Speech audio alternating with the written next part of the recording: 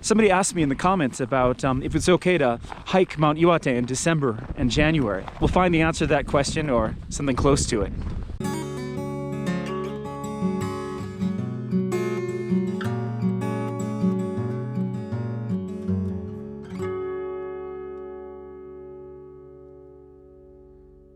Good morning, I'm here at the trailhead of Mount Iwate. Now it is November 30th. The mountain is officially closed. Some people do still make the ascent all times of year. I, however, am not a winter hiker, and so this is new for me. I really don't know if I'm gonna make it to the summit today, and I'm a little intimidated. I believe this morning it was about minus 20 degrees on the summit. We'll see if it clears up and gets warmer or if it's still insane up there. So the goal for today is not to reach the summit, but to come back down safely. So with that in mind, we will set off. Today, we're here with Alice. Hi. Off we go.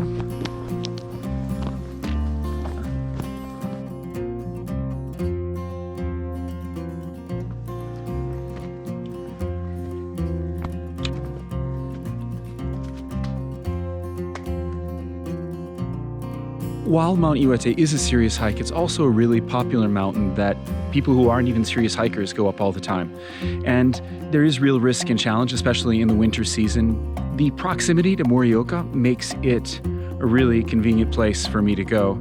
And that's why I've done this year already 9 hikes up Mount Iwate. However, I only reached the summit in 7 of those 9. And so technically this is my 10th time this year climbing Mount Iwate, though I've only summited 7 times. We're at the 3rd station. Time for a little snack. So far, so good. Warmer than I expected. Not as slippery as I expected. Off we go again. One of the things about the snow in Iwate and in Hachimantai specifically is that we have amazing, wonderful powder snow, which is great if you're a skier or a snowboarder. But up here, this fluffy, nice powder snow, it makes it really slippery on these rocks, and a number of occasions I've had near misses with almost banging myself pretty hard on all these rocks that just have a centimeter or 2 of this snow on it. So take care.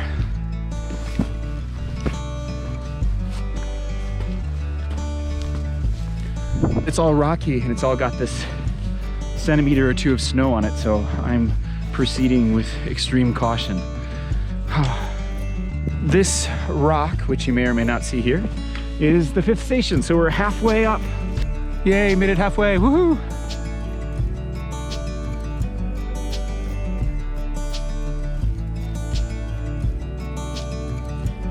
Snow is muffling any sounds of the city, except for the occasional sound of artillery fire.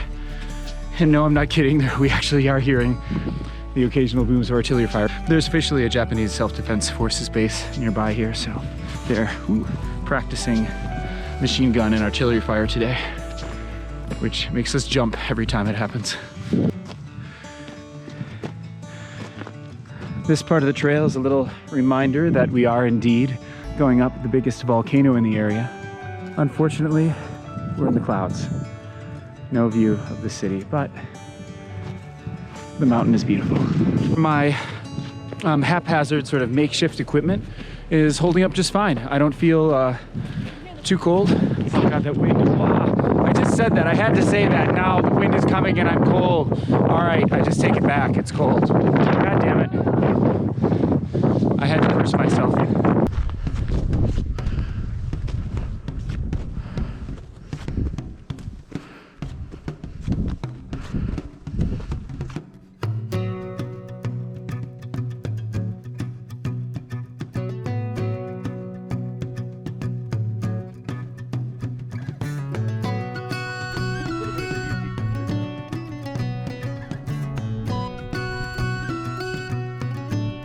We made it to the 6th station, here we are, and it has gotten windy. The weather has changed. So we're gonna finally put on my outer shell and hope it doesn't get too much colder than this. But of course it will.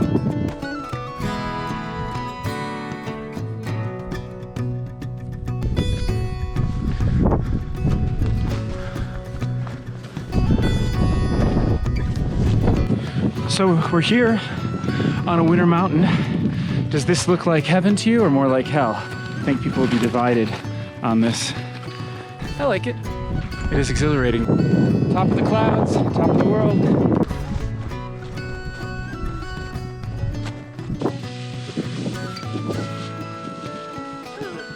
And Alice in her native habitat. They dwell on snowy mountains. We've reached the cabin at the 8th station, and it is a snowy wasteland.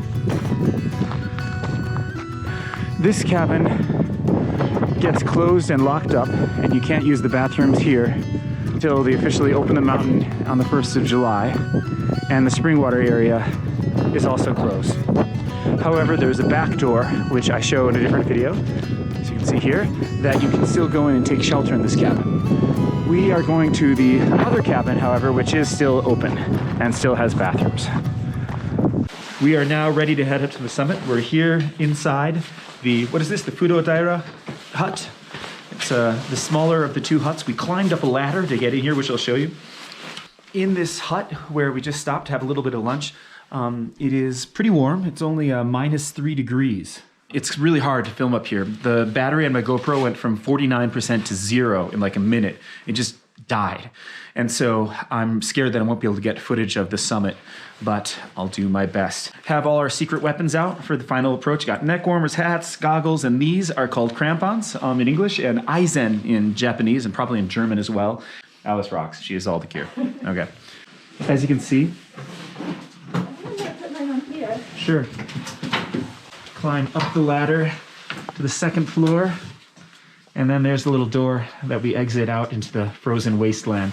Alice is putting on her crampons and how to go down. And there is a normal door, but it's closed during the winter, so we have to go in and out via ladder.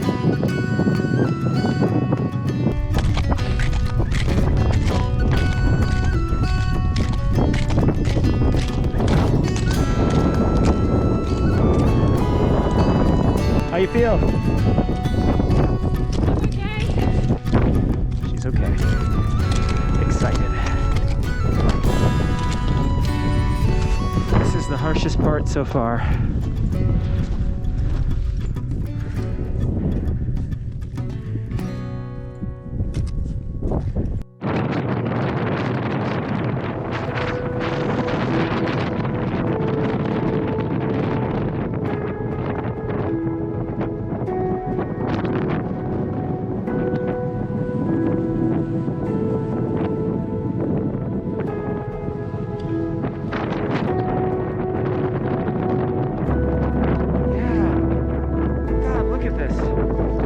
See the volcano and the cloud.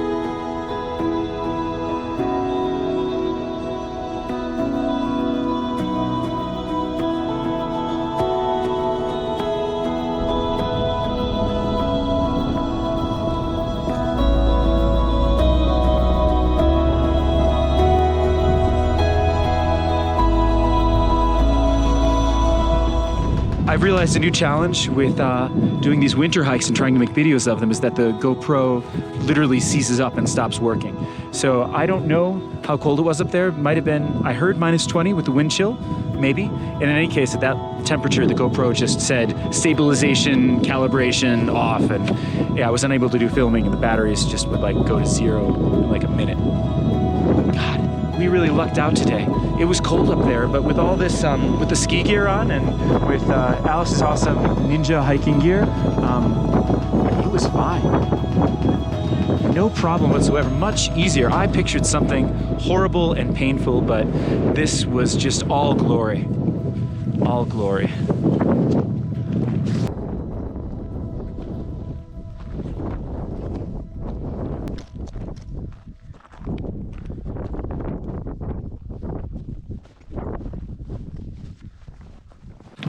Well, now the main challenge is, of course, the descent. It was really slippery on the way up, and it's always more slippery on the way down. So we'll be very careful with that.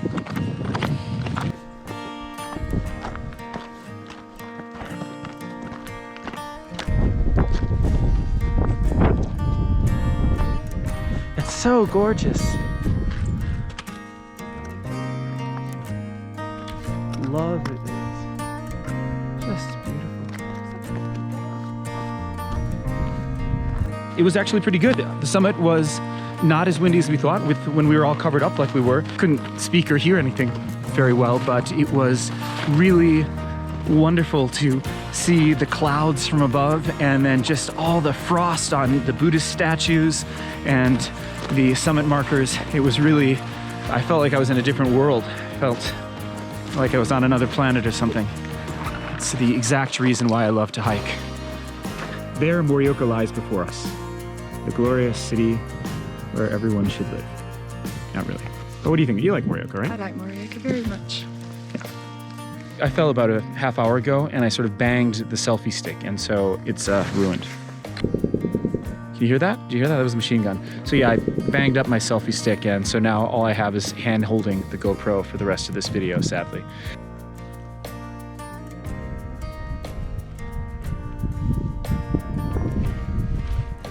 It's, as always, slippery going down this Umagaeshi course, and so I'm going to put the camera away and just watch my footing and try and get down before it gets dark and without getting hurt. So I'll see you at the bottom, I hope. See you at the bottom. We made it back down safe. It was a bit slippery, but with ski poles, it was okay. And I have to say, this is dangerous but doable. Hiking a mountain this late in the season, as in very late November or December, is not something to be done casually. I would only be comfortable doing it with mountains that I'm familiar with and have done many times before and know exactly what to expect. And even in that case, a lot of things can go wrong with the weather. I hope you enjoyed seeing the winter view of Mount Iwate. I could really use a bath in hot springs right now. In fact, that's what we're going to do next. This is Quinlan from Go North, and I'll see you on the trails.